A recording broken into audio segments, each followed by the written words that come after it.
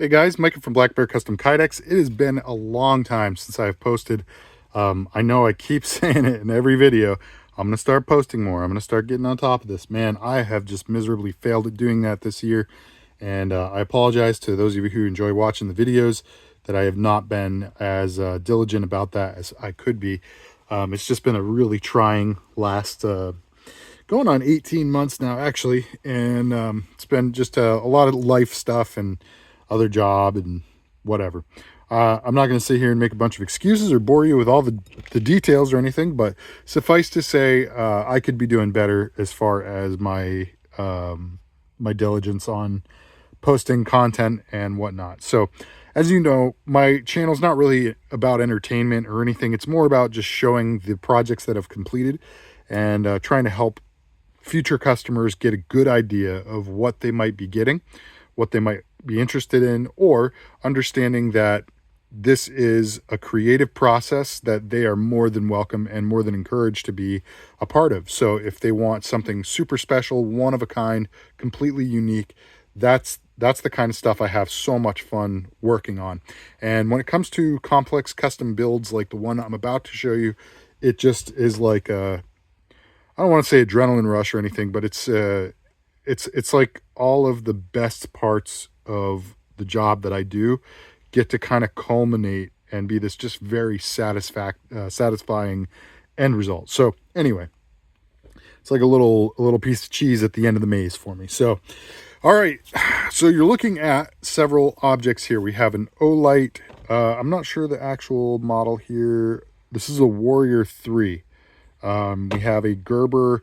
I'm not sure if this is like the original multiplier or what, but I'm familiar with like the MP600s and the MP600 diesel. I think this might just be the Gerber multiplier. So we're looking at that.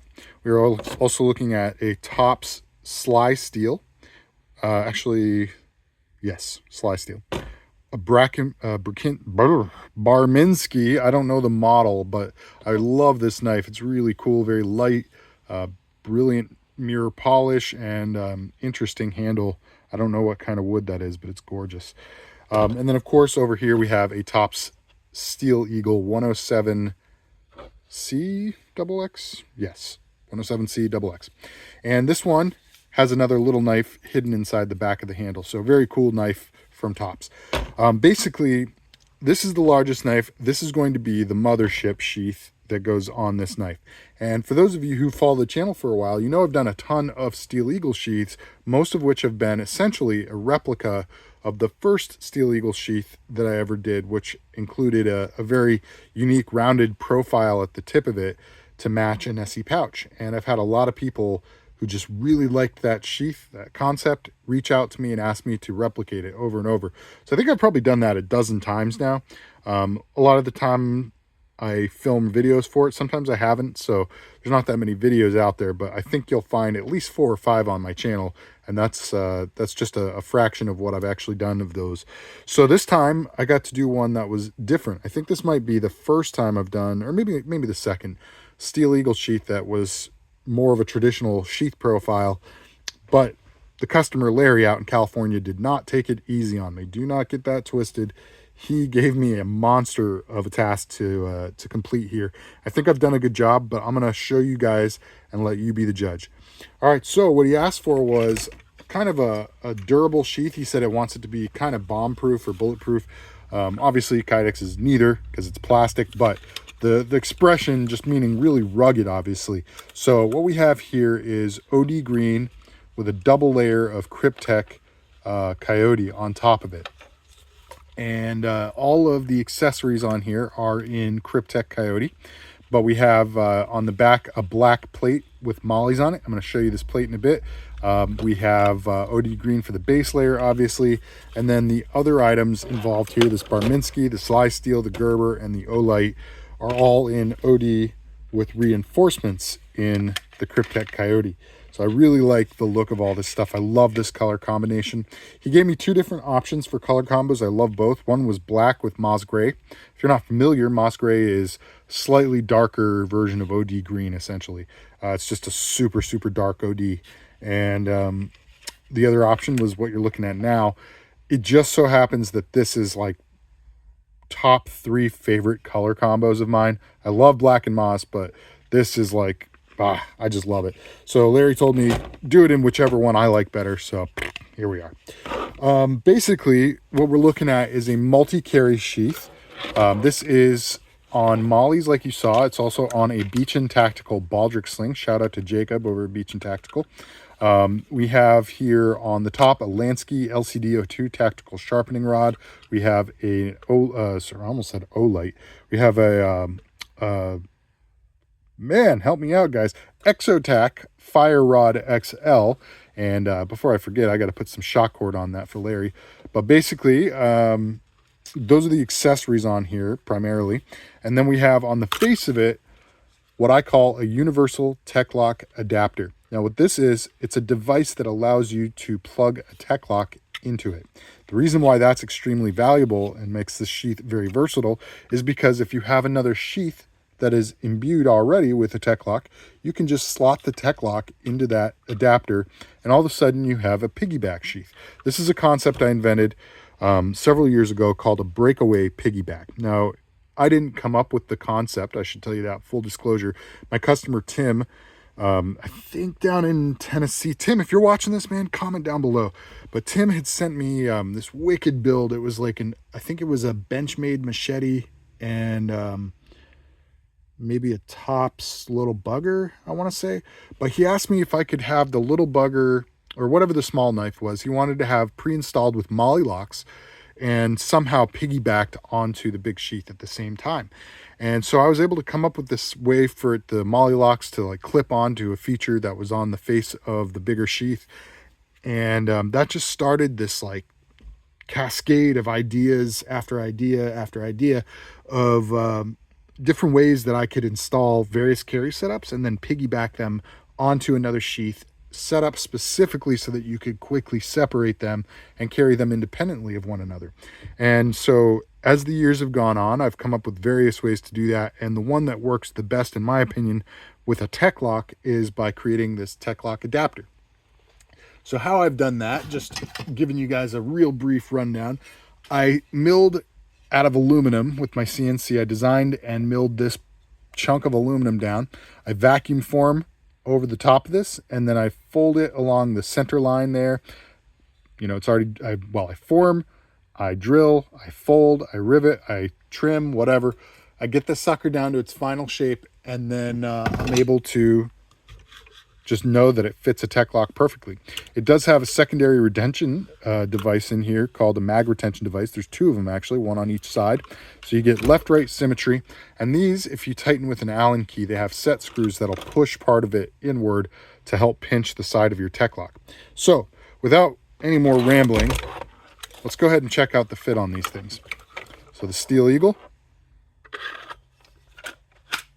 Got a nice click in, excellent retention. One-handed draw. I wouldn't call it quite ballistic just because there's a lot of stuff that can kind of hang up like those sawbacks. So I try to block out space so that it moves freely, but it doesn't necessarily sail off of the knife.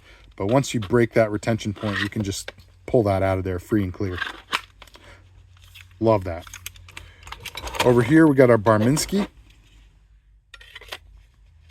Nice little click going in there. Excellent retention. I would call that pretty close to ballistic, if not ballistic. I love that draw. It's a really nice draw, actually. And then we got our top Sly Steel. This one's got a very strange handle shape. So part of the handle, that front lip there, does snag just a little bit as you go in. And you'll feel it when you're inserting in particular. But if you have it tilted too low, it kind of wants to lock up there. So make sure you keep that the butt of the handle a little bit high. You might even just jiggle it on the way in just to make sure we clear our obstacles. And then it's got excellent strong retention going back in. It actually feels, when you put that in, it kind of feels like it's going to be very difficult to extract, but then you can just do that one thumb push there. So get a good grip on your handle. Don't pinch down at the mouth with your index, but you can get a good deep draw with your index finger. Leave it a little loose and just push off with your thumb, and that's free and clear as well. Super happy with how all 3 of these came out. Over here we have our Gerber multiplier with Olight sheath. Now this is a weird one, guys. This I don't know if you had followed me years ago, I'd come up with a sheath that auto opens your pliers when you draw. I've since come up with it, the same concept for Leatherman OHT, but it also will collapse the pliers as you reholster it. So there you go. It's got a nice click. And when you draw, like I said, let me position it more naturally for my hand. When you draw, it's going to open those pliers for you. Now, I'm going to be totally honest. The draw is a little bit stiffer than I would like, but the reason it's this way is because of the, what do you call it? I don't even know. The hardware that's on the sides that you use to deploy the pliers when you're holding it in your hand, they really create a little bit of an obstacle, and it's kind of necessary. If you have it too loose, it won't grab those, and the retention won't be good on the pliers. So I opted to just kind of have it be slightly overkill retention. I'd rather it hang up at the end of the draw, open the pliers, and actually retain this when it's in there, than have it, you know, potentially a little too loose. So that's why I have it just set up. You know, you can kind of see when I put that back in, that last little push does take a little bit of force to get it in there. Now the flashlight's also a little bit strange. Larry, I took off the pocket clip. You can have it on there, but what happens if you've got this on there, it actually makes it difficult to get the light down in there, because the pocket clip where it attaches to the light is too wide for the tubing. And if I widen out the tubing at all there, then it becomes super loose and just won't retain well. So what I did was I formed the tube to really match the OD here, which is the same as up here above where the pocket clip attaches. And by removing this, it allows you to drop it in there all the way up until the change in outer diameter. And yeah, it does have just it's a little bit loose, but it's not bad at all. And by having it a little looser, it allows you to actually extract your flashlight when you want to. This is important on this over this, because the light is off center of the tech lock by quite a bit. So if you have it as tight as the Gerber is, what's going to happen is it's going to tend to want to rotate this way rather than draw straight up. So the combination of the angle and the type of retention we have here, I'm pretty happy with this. What I would recommend, however, Larry, is that you always put this in bezel up or lens upward, just so that if it does rattle a little loose, you're not dealing with it falling out on you. If you really want to, you can definitely get it to work this way. Just like I said, a lot of shaking and that might actually come out on you. So what I'll probably do here before I package this up, I'm going to reheat the ends of this and just pinch them in ever so slightly more, just to give a little bit more of a hold. And maybe that'll fix it to where you could carry lens down. But like I said, I would definitely recommend going lens up.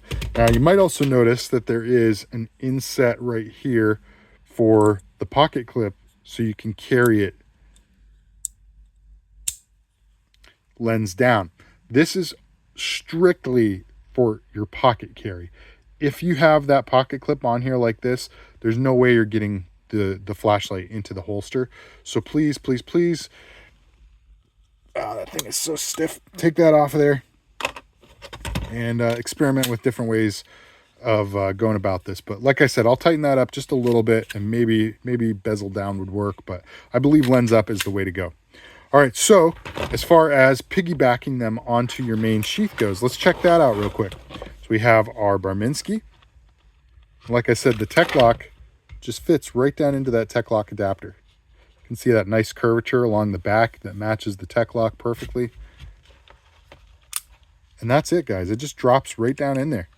You don't have to do anything special. You just push that down in. It's a friction fit.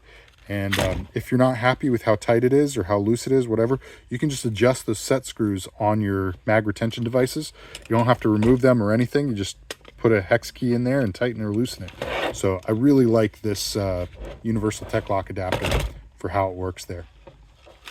While you're piggybacked, of course, you have the option of drawing either knife out.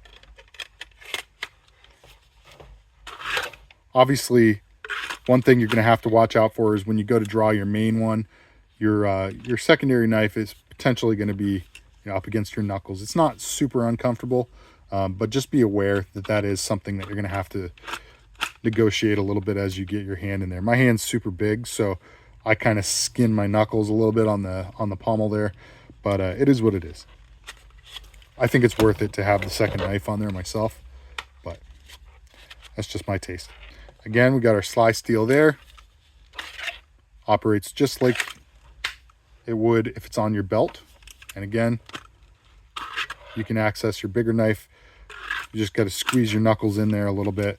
Maybe make it a slightly uncomfortable draw, but again, I think it's worth it. And then finally, we have our Olight and Gerber setup. Now this one is funky just because of the size and the orientation of the tools being 90 degrees different from the two knives. But once again, if you want to piggyback those on there, you can.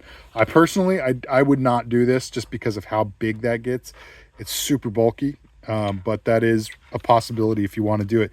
Now the other thing you could do is you can actually orient this guy sideways. So if you wanted to, you could take the tech lock adapter off, turn it 90 degrees, and then you'd be riding something like that. It would still be very bulky, but it would be a little bit lower profile footprint. So that's just something that you could do if you wanted to.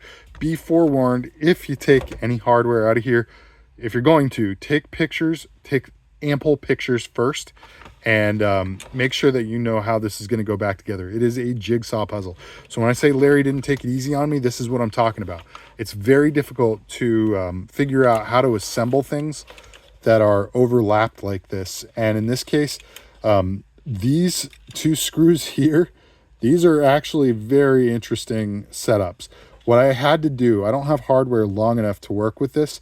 So what I ended up doing was running a 1/2 inch. Oh, sorry. Let's see. How did I do it? Yes. From the back of the sheath itself, I ran a 1/2 inch threaded post. And then into the front of this, I ran, I want to say 3/4 inch screws to go into that most of the way through, probably like 2/3 through. And then on the back side, I ran in, I actually had to cut down some 1 inch screws, cut them down to 3/4 inch.